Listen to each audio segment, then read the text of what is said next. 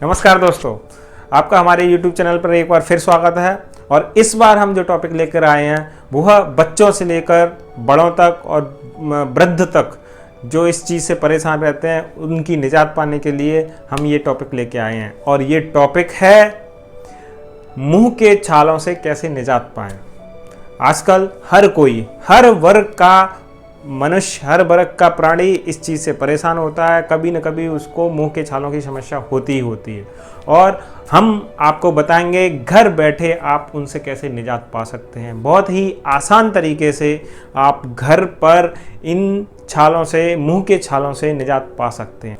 यह एक आम समस्या है, किसी को भी हो जाती है, कभी भी हो जाती है। और इनसे हम घर बैठे कैसे निजात पाएंगे यह आपको मैं इस वीडियो के माध्यम से बताने जा रहा हूँ। मुंह के छाले होने के कई कारण होते हैं। पहले हम उन कारणों को ध्यान से सुनेंगे, समझेंगे, फिर उनसे निजात कैसे पानी है उनको समझेंगे। तो सबसे पहले मैं आपको बताने जा रहा हूं कि मुख्यतः मुंह के छाले होने के कारण क्या क्या होते हैं। सबसे पहले ट्रॉमा।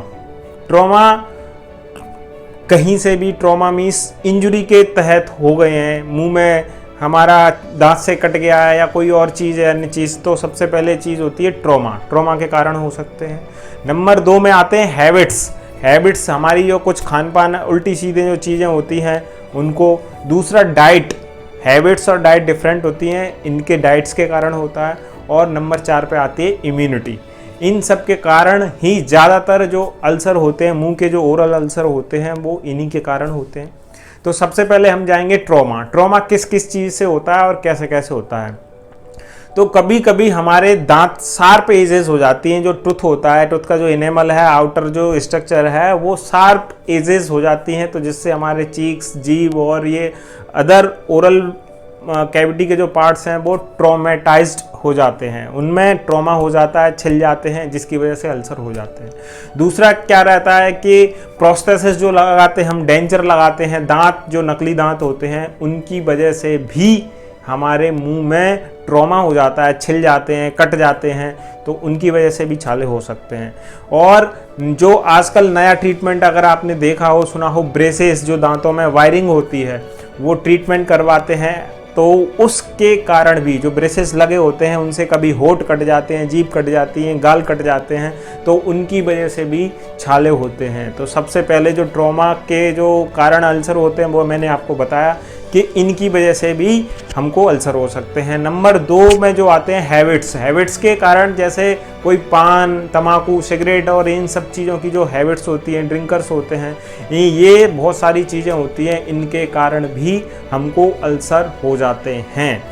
अगर आप अत्यधिक मात्रा में कॉफ़ी का सेवन करते हैं तो यह भी एक कारण हो सकता है आपके मुंह के अल्सर्स के लिए।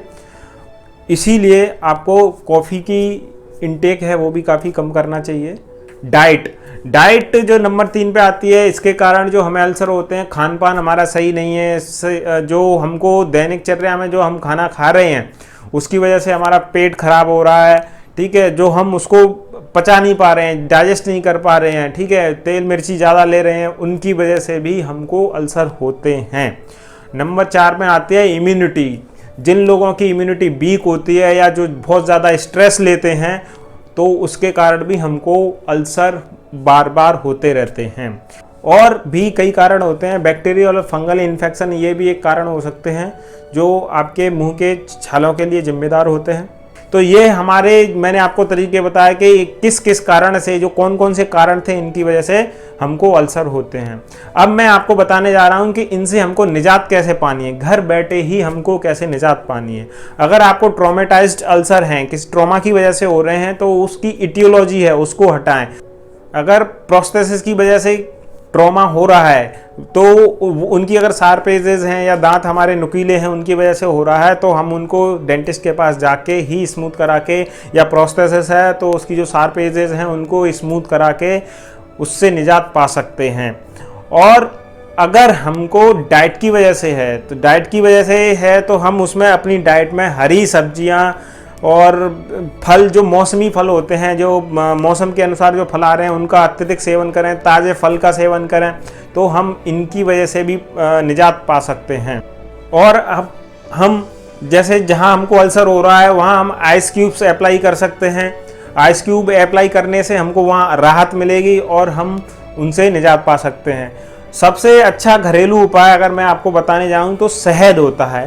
शहद को हम अल्सर के ऊपर अप्लाई करें, जहाँ भी है उंगली में शहद लेके हम उसको अप्लाई करें जहाँ भी अपन को अल्सर है, तो उससे क्या है कि हमारी जो टिश्यू ग्रोथ होती है वो इनहेंस होती है और हम अल्सर से बहुत जल्दी राहत पाते हैं, निजात पाते हैं।